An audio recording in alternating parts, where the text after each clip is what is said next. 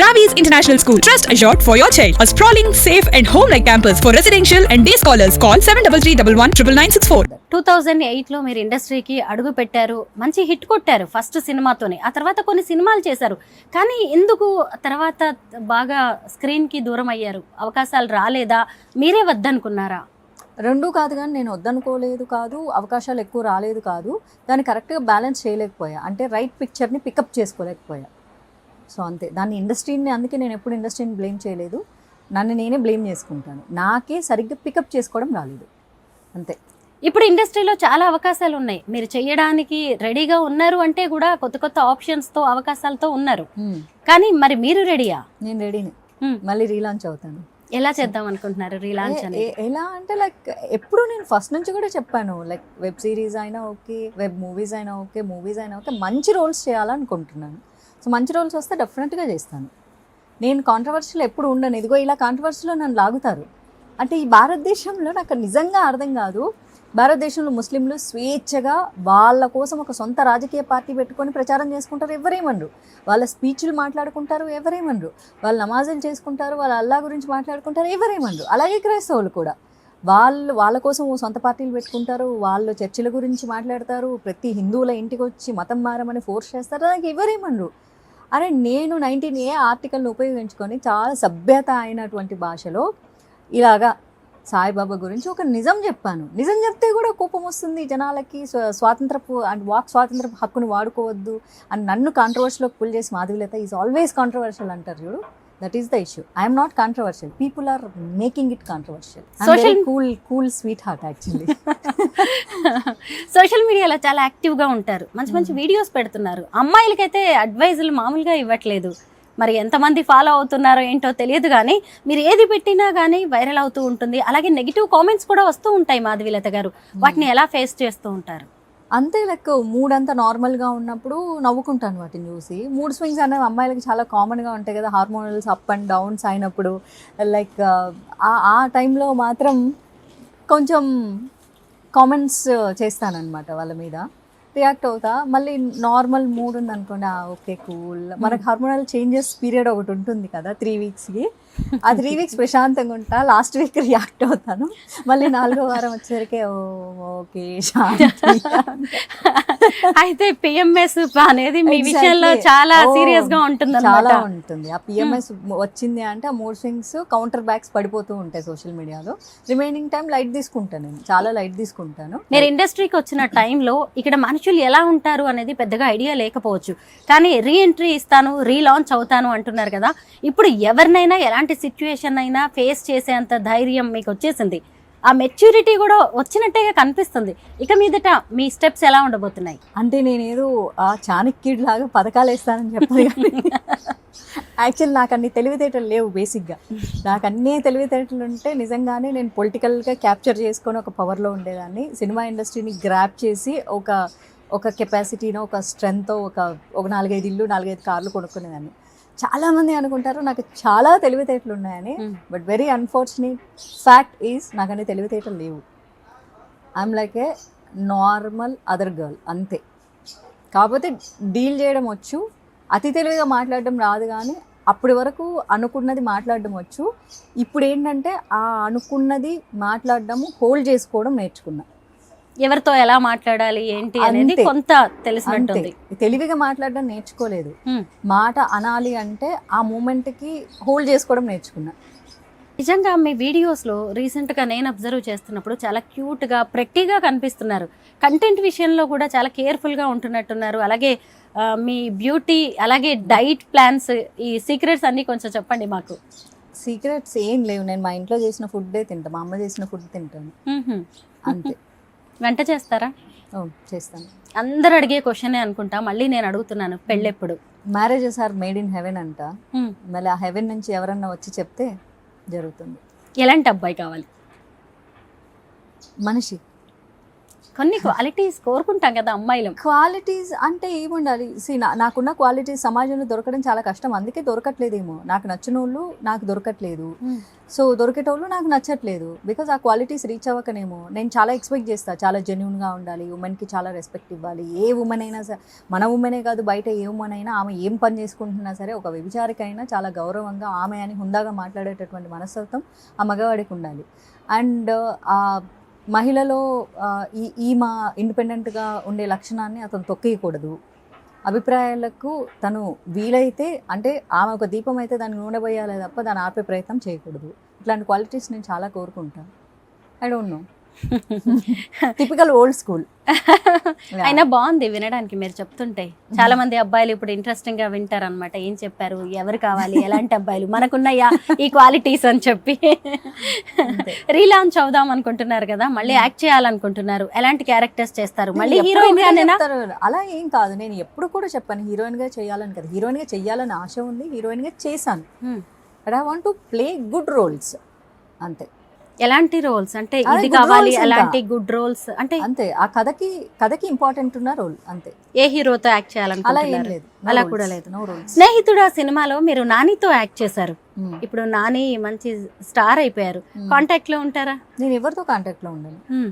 ఇప్పుడే కాదు, అప్పుడు కూడా లేను. మూవీ చేసేటప్పుడు కూడా నేను కాంటాక్ట్ లో లేను. మీరు యాక్ట్ చేసిన హీరోస్లో ఎవరు మీకు బాగా కంఫర్టబుల్గా అనిపించారు? వీళ్ళతో అయితే బాగుంటుంది జర్నీ అని కొన్నాళ్ళైనా ఎవరితోనైనా? ఎవరు? నేను ఎవరితో అటాచ్మెంట్ పెట్టుకోలేదు. నాదంతా చాలా డిటాచ్డ్ వర్క్ మైండ్. పొద్దున్న సాయంత్రం దాకా పని చేసా, వెళ్ళిపోయి మర్చిపోతా, అంతే. ఎలా బిజీగా ఉంటారు? మీ డైలీ రొటీన్ ఎలా ఉంటుంది మాధవి గారు? నాకు నేను బిజీగా పెట్టుకుంటాను, నాకు సరిపో 24 hours. ఫ్యాషన్ డిజైనింగ్ కోర్స్ చేశారు కదా, ఇప్పుడు కాస్ట్యూమ్స్ కూడా డిజైన్ చేస్తున్నట్టున్నారు. నాకు నేనే డిజైన్ చేసుకుంటా, ఎవరికి చేయను. అంటే ఎక్కువగా ఏ క్లోత్స్ అంటే అది మీకు ఫిట్ అవుతుందో వాటినే ఎక్కువగా ప్రిఫర్ చేస్తూ ఉంటారు. ఎగ్జాక్ట్లీ. సినిమా ఇండస్ట్రీలో ఎవరైనా అడుగుతూ ఉంటారా మిమ్మల్ని? లేదు, ఎందుకంటే నేను ఫ్యాషన్ డిజైన్ స్టైలింగ్ చేస్తానని ఎవరికి తెలియదు కదా. నేను నా వరకు నేను చేసుకున్నాను. I want to start A boutique. Plan చేసా, 2015లో ప్లాన్ చేసా, ఈ ఇయర్ కూడా ప్లాన్ చేసా. 2015 ప్లాన్ చేసా, 25 ప్లాన్ చేసా, అది వర్క్ అవ్వలేదు. బట్ గ్యాప్ వస్తున్నట్టుంది. ఐ డోంట్ నో, సమ్హౌ నేను ఒక్కదాన్ని దాని మీద ఫోకస్ చేసుకోలేను. But I need someone who supports exactly నా మైండ్ సెట్కి, నాతో ట్రావెల్ చేయడానికి, నా స్టైలింగ్కి కరెక్ట్గా ఉండే నా ఫ్రెండ్స్ని చూస్ చేసుకుంటున్నాను. బయట వాళ్ళని చూస్ చేసుకోవట్లేదు నేను. I very less friends. నాకు ఒకటే ఫ్రెండ్ ఉంది, సో తనతోనే ప్లాన్ చేసా, కానీ తనకు అవ్వట్లేదు. బట్ ఏదో ఒక రోజు డెఫినెట్గా పెడతాను, నా బ్రాండ్ బయటకు వస్తుంది. మీరు కన్నడలో అంటే కర్ణాటకలో చాలా కాలం ఉన్నారు, కానీ సినిమాలు పెద్దగా అక్కడ చేసినట్లేరు. లేదు, నేను సినిమాల కోసం పోలేదు, నేను జాబ్ కోసం వెళ్ళాను కదా. ఏం జాబ్ చేశారు? బెంగళూరులో 2015 నుంచి ఐ వాజ్ డూయింగ్ జాబ్. సినిమాలు చేయకుండా ఎలా బతుకుతాను అనుకున్నారు? అది income source. I was doing job. Officially నేను ట్యాక్స్ కడతాను నా శాలరీ నుంచి. ఏం జాబ్ చెప్పచ్చు కదా. ఐ వాజ్ ఇంటూ ఐటీ కదా, ఎప్పటి నుంచో ఐటీలో ఉన్నారా? LLB కూడా చేస్తున్నట్టున్నారు. అది అప్పుడు చదువుకునేటప్పుడు, అంతే. మధ్యలో ఆపేశారు. నచ్చలేదు లాలో లా కనిపించలేదు. లా లెస్ అనిపించిందా? ఎస్. ఇంట్రెస్టింగ్ గా అనిపించలేదు, ఆపేశారు. సాఫ్ట్వేర్ ఫీల్డ్ లో ఉన్నారు 2015 నుంచి. ఎస్. ఓ నైస్. అయితే చాలా బిజీగా ఉన్నట్టే. కంపెనీస్ షిఫ్ట్ అయ్యాను. అది ప్రపంచానికి చెప్పాల్సిన అవసరం లేదు. బికాస్ ఇప్పుడు సినిమా చేస్తే సినిమా అనేది ప్రపంచం చూస్తుంది, సోషల్ మీడియా ప్రపంచం చూస్తుంది. ఇలా మీ ఇలాంటి వాళ్ళు ఎవరైనా అడిగినప్పుడు ఏం చేస్తున్నానంటే జాబ్ చేస్తున్నాను అని చెప్తాము. సో దాన్ని తీసుకొచ్చి ప్రపంచం మొత్తంకి నా ఇంటి వాళ్ళకి తెలిస్తే చాలు, నా ఫ్రెండ్స్కి తెలిస్తే చాలు కదా. నేను ఐటీ కట్టేటప్పుడు నా ఆడిటర్కి తెలిస్తే చాలు కదా, ఊరందరికి తెలియాల్సిన అవసరం లేదు కదా.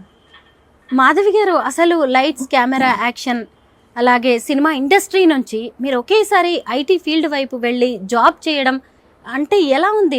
బాగుందా మీకు అదంతా? బాగేం లేదు, నాకేం ఇష్టపడి వెళ్ళలేదు. It's for just bread and butter, అంతే. బతకాలి కదా. రియల్లీ? అంతే. మళ్ళీ ఎందుకు ఇండస్ట్రీలో? డబ్బులు కుక్కని కొడితే రావు, డబ్బు చెట్లకు కాయవు.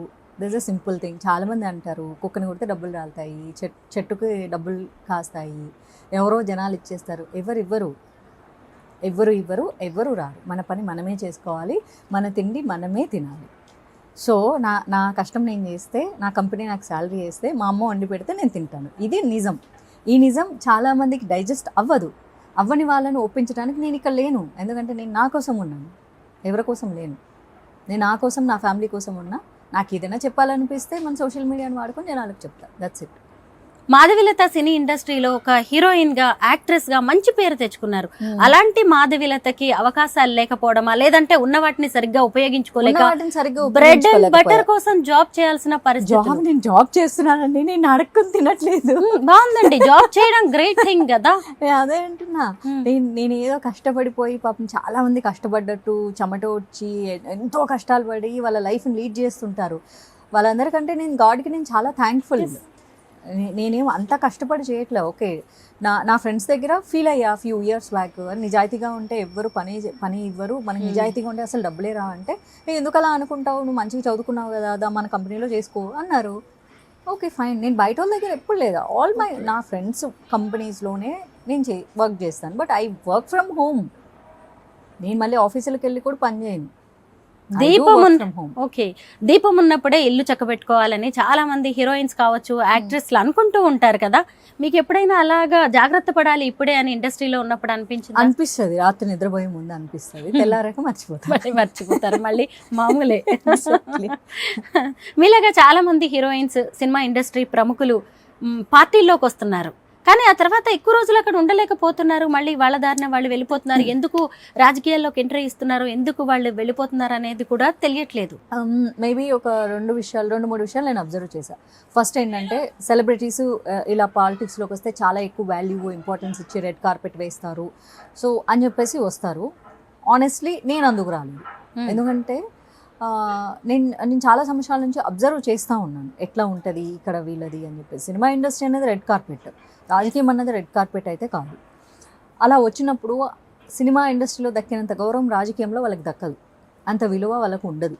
సో ఉండని కారణంగా కొన్నాళ్ళు ఉండేసేసి ఆ విలువ లేకపోతే వాళ్ళు ఉండలేరు కాబట్టి వాళ్ళు వెళ్ళిపోవడం జరుగుతుంది. అండ్ పోస్ట్ కూడా ఏం పెద్దగా ఇవ్వరు. సో ఏ పోస్టు లేకుండా, ఏ విలువ లేకుండా ఉత్తగా ఏదో కార్యకర్తలాగా ఉండడం సెలబ్రిటీస్కి ఇష్టం ఉండదు. సో ఆ కారణం చేత వాళ్ళు వెళ్ళిపోతూ ఉంటారు. అండ్ ఇంకొకటి వచ్చేసేసి, డబ్బు అనేది వీళ్ళదే కరిగిపోతుంది తప్ప పార్టీ వాళ్ళేం పిలిచి డబ్బులు ఇచ్చే పరిస్థితి ఉండదు. ఏదో క్యాంపెయిన్కి స్టార్ క్యాంపెయిన్గా వెళ్తే కావాలంటే డబ్బులు ఇస్తారేమో, కానీ పార్టీలో వచ్చినప్పుడు పార్టీలో కూలోళ్ళుగానే ఉంటారు తప్ప సెలబ్రిటీస్గా ఉండరు. సో ఈ రీజన్లు సరిపోతాయి వెళ్ళిపోవడానికి. బట్ నేను వచ్చింది వాళ్ళేదో మెచ్చి మేకతోలు కప్పేస్తారు, రెడ్ కార్పెట్లు వేస్తారు అని రాలేదు. నేను వచ్చింది జనాలకి ఏమన్నా మంచి చేద్దాము, దానికి రాజకీయం హెల్ప్ అవుతుందని వచ్చాను. వచ్చినప్పుడు ఓకే, నాకు ఎమ్మెల్యే సీట్ వచ్చింది, నేను కష్టపడి పనిచేశాను, ఎలక్షన్ ట్రీ తెలుసుకున్నాను, నేను హ్యాపీ ఫీల్ అయ్యాను. నా బాధ్యతగా నా వాయిస్, నాకున్న కేపబిలిటీ, నా వాయిస్, నా నాలెడ్జ్, నేను ఓకల్గా స్ట్రాంగ్, నేను అదే జాబ్ చేస్తున్నా ఇప్పటికీ కూడా. అందుకే పబ్లిక్ ఈవెంట్స్కి నేను ఫిజికల్గా వెళ్ళడం మానేశాను. అంటే ఒక మనిషి మళ్ళీ దీన్ని కూడా బూతులు మాట్లాడతారు, ఫిజికల్ యాక్టివిటీస్ మానేసిన అంటే దాన్ని కూడా బూతులు. సో అంటే నేను ఒక మనిషిగా అక్కడికి వెళ్ళట్లేదు.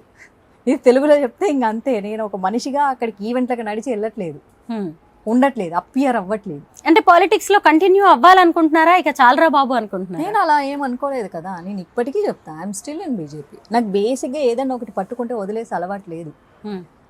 ఏదైనా కానీ, ఒక ఫ్రెండ్ అయినా, ఒక వస్తువు అయినా, ఒక డ్రెస్ అయినా, ఒక పార్టీ అయినా, ఒక సినిమా అయినా చాలా ఇష్టపడి తీసుకుంటాను నేను. వదిలేయడం అన్నది నా జీవితంలో అంత ఈజీగా జరగదు. అది జరిగింది, నేను నాకు అక్కర్లేదురా బాబు అంటే నేను అఫీషియల్గా రిజైన్ చేస్తాను. నేను బీజేపీ నుంచి తప్పుకుంటున్నానని ఒక లెటర్ సబ్మిట్ చేసి బయటకు వస్తాను. అది నా సొంత అభిప్రాయాలకే వస్తాను తప్ప వాడన్నాడు, వీడన్నాడు, నన్ను ఇంకేదో అన్నాడు అని చెప్పేసి నేను బయటికి రాను. ఎందుకంటే నాకు విలువ ఇవ్వమని నేను ఈ రోజు వరకు పార్టీలో ఎవరిని వెళ్ళి అడుక్కోలేదు. కాబట్టి నాకు విలువ ఇవ్వట్లేదు అని నేను ఏడవలసిన అవసరం నాకు ఏ రోజు రాలేదు. నేను ఆ క్రైసిస్లో ఉంటే నాకు ఆ ఫీలింగ్ ఉంటుంది. నేను ఆ క్రైసిస్లో లేను. నేను ఎప్పుడో జమానాకు ఒకసారి నాకు కావాల్సిన వాళ్ళతో మాట్లాడితే వాళ్ళు బ్రహ్మాండంగా మాట్లాడతారు. నేను రోజు పోయి వాళ్ళని అడుక్కోవట్లేదు కదా. నేనే రేర్ పీస్ డైమండ్ లాగా అప్పుడప్పుడు కనిపిస్తా వాళ్ళకి. సూపర్ అండి, మీలాంటి ఫైర్ బ్రాండ్స్, స్ట్రాంగ్ వాయిస్ ఖచ్చితంగా పాలిటిక్స్కి అవసరం. అలాగే సినిమాల్లో కూడా మీ రీలాంచ్, రీఎంట్రీ అనేది సూపర్ గా ఉంటుందని మేమైతే అనుకుంటున్నాం. మంచి క్యారెక్టర్స్ తో మంచి పాత్ర చేయాలని అనుకుంటున్నాం అంతే. ఎందుకంటే మేము ఇన్ని రోజులు మంచి యాక్ట్రెస్ గా మిమ్మల్ని గుర్తుపెట్టుకున్నాం. అలాగే ఇక మీదట మీరు చేసేవి కూడా నెక్స్ట్ జనరేషన్ కి కూడా చక్కగా రోల్ మోడల్ గా ఉండేలాగా చేయాలని కోరుకుంటున్నాం. Thank you so much Madhavilatha గారు. Thank you.